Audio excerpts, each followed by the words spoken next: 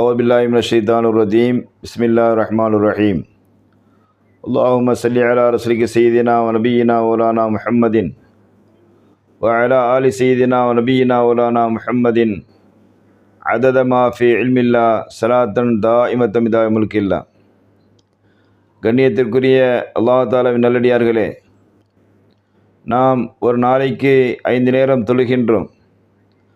அந்த 5 நேரத்துக்குரிய காரணங்களை நாம் பார்த்து வருகின்ற நிகழ்ச்சியை நமக்கு விளக்கி காண்பிக்கின்றது. அந்த அடிப்படையிலே ஸல்லல்லாஹு அலைஹி வஸல்லம் அவர்கள் அந்த யூத பெருமக்கள் கேட்ட கேள்விகளுக்கு பதில் சொல்லும் முகமாக மகரிபு தொழுகை மகரிபு நேரத்திலே ஏன் ஏற்படுத்தப்பட்டது என்பதை விளக்குகின்றார்கள். அவர்கள் சொல்லி காண்பிக்கின்றார்கள், வம்மா சலாத்துல் மகரிபி ஃபஹிய சாஅத்துல்லத்தி தாபல்லாஹு ஃபீஹா அலா ஆதம. இந்த மகரிபு நேரம் இருக்கின்றதே, இந்த நேரம் நபி ஆதம் அலைஹிஸ்ஸலாம் அவர்களை அல்லாஹ் தஆலா மன்னித்த நேரமாகும். நபி ஆதம் அலைஹிஸ்ஸலாம் அவர்கள் இறைவனிடத்திலே நமது துன்யாவுடைய கணக்கீடுகளின்படி 300 ஆண்டுகள் இறைவனிடத்திலே பாவமன்னிப்பு கேட்டு பூமியை உலா வந்தார்கள். எந்த இடத்திலே நபி ஆதம் அலைஹிஸ்ஸலாம் அவருடைய பாதங்கள் இருக்கின்றது என்று சொல்லப்படுகின்றதோ, அந்த இடத்திலிருந்து, அந்த இலங்கையிலிருந்து புறப்பட்ட நபி ஆதம் அலைஹிஸ்ஸலாம் அவர்கள் ஜித்தா என்று சொல்லப்படக்கூடிய அரபு உலக தேசம் வரைக்கும் அவர்கள் எல்லா நாடுகளையும் சுற்றி வந்துள்ளார்கள். 1 ஆண்டல்ல, 2 ஆண்டல்ல, சுமார் 300 ஆண்டுகள். அந்த 300 ஆண்டுகள் என்பது உலக கணக்கின்படி 300 ஆண்டுகள் என்று சொன்னால், ஆகிராவுடைய கணக்கின்படி அசர் தொழுகைக்கும் மகரிபு தொழுகைக்கும் உள்ள நேரம்தான் நமது கணக்குக்கு 300 ஆண்டுகளாகும். ஏனென்று சொன்னால், அல்லாஹ் தஆலா இந்த உலகத்துடைய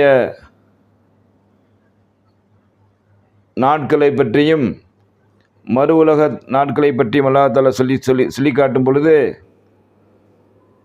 மறு உலக நாட்கள் என்பது 1000 ஆண்டுகள். 1000 ஆண்டுகள் என்று சொன்னால், அந்த நமக்கு இந்த உலகத்திலே அது ஒரு நாள் ஆகும். ஒரு நாள் என்பது மறுமையிலே 1000 ஆண்டுகள். அந்த கணக்கின்படி நபி ஆதம் அலைஹிஸ்ஸலாம் அவர்கள் அஸ்ர் நேரத்திலே அந்த தடுக்கப்பட்ட கனியை சாப்பிட்டார்கள். அதற்கு பிறகு உலகத்துடைய கணக்கின்படி 300 ஆண்டுகள் அல்லாஹ் தஆலாவிடத்திலே தௌபா செய்தார்கள். அப்பொழுது தௌபா செய்தபோது தௌபாவை ஏற்றுக்கொள்ளப்பட்ட நேரம்தான் அந்த புனிதமான மகரிபு நேரம். அவர்கள் நபி ஆதம் அலைஹிஸ்ஸலாம் அவர்கள் அந்த தடுக்கப்பட்ட கனியை சாப்பிட்டது தவறு என்பதை உணர்ந்து அல்லாஹ் தஆலாவிடத்திலே தௌபா செய்தார்கள். அப்படி தௌபா செய்து 3 ரக்காயத்துகள் தொழுதார்கள். முதலாவது ரக்காயத்து தனது தவறுக்காக வேண்டி, 2வது ரக்காயத்து தனது மனைவியுடைய தவறுக்காக வேண்டி, 3வது ரக்காயத்து அல்லாஹ் தஆலா தௌபாவை ஏற்றுக்கொண்டதற்கு நன்றிக்காக வேண்டி. ஆகையினால்தான் இந்த சமுதாயத்திற்கு அல்லாஹ் தஆலா 3 ரக்காயத்துகளை அந்த மகரிபு தொழுகையிலே கடமையாக்கி இருக்கின்றான். அந்த மகரிபு நேரம் இருக்கின்றதே, அந்த நேரத்தை பற்றி நாயகம் ஸல்லல்லாஹு அலைஹி வஸல்லம் சொல்லி காட்டும் பொழுது, வஹிய சாஅத்துல்லத்தி யுஸ்தஜாபு ஃபீஹா துஆ. நீங்கள் உங்களுடைய துஆ கபூல் செய்யப்பட வேண்டுமா?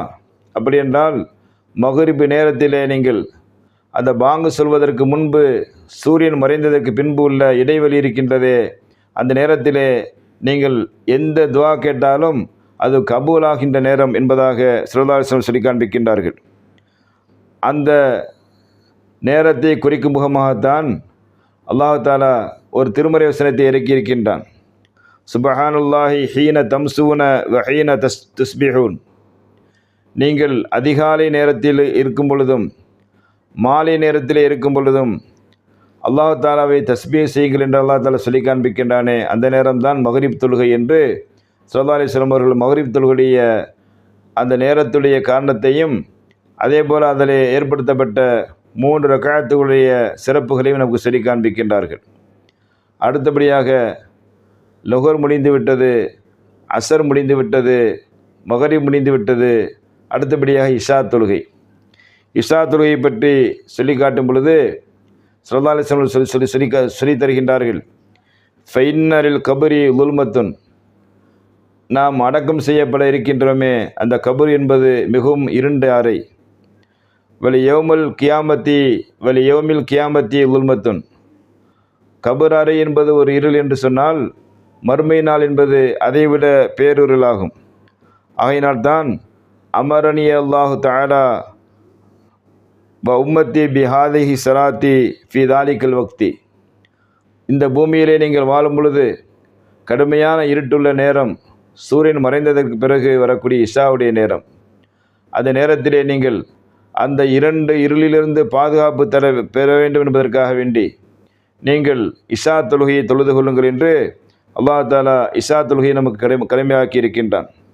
அது மாத்திரமல்ல, எந்த மனிதர் இஷா தொழுகையை தொடர்படியாக விடாப்பிடியாக தொழுது வருகின்றாரோ, அப்படி தொழும் பொழுது அவர் அடக்கம் செய்யப்படுகின்ற அந்த கபர்ஸ்தான் இருக்கின்றதே, கபர் அறை இருக்கின்றதே, அது பிரகாசிக்க ஆரம்பித்து விடுகின்றது.